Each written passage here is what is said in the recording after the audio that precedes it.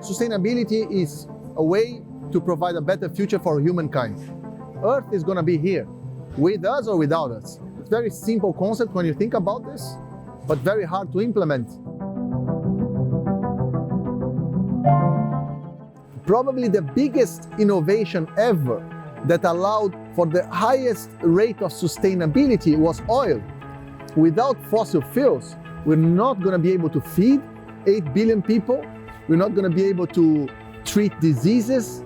Without oil, we're not able to vaccinate billions of people against simple diseases. So oil is probably the best thing that happened to humankind.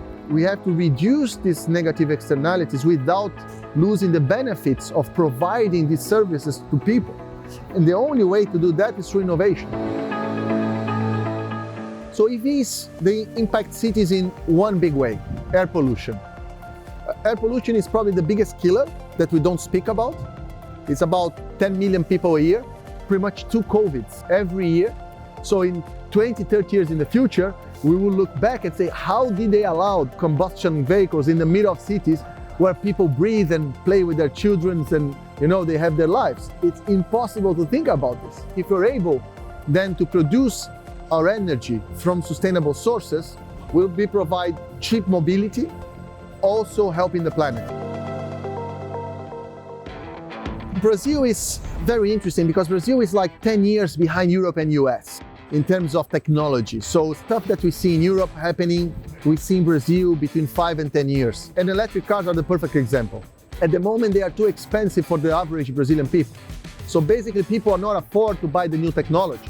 So it was the same with color TV, flat screen TVs, mobile phones, and so on.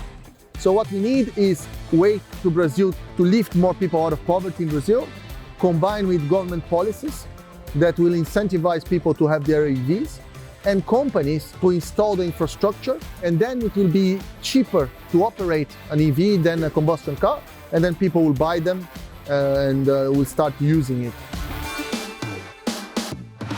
Of course, I've been trying to take a Formula E race to Brazil for 10 years, literally. The first race we announced was 2013 in Rio, and it didn't happen. Then we announced São Paulo, it didn't happen.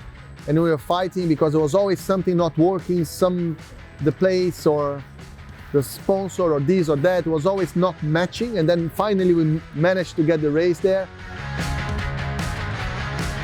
So motorsport is very linked to the Brazilian people. So I think bringing Formula E there will help to continue this tradition.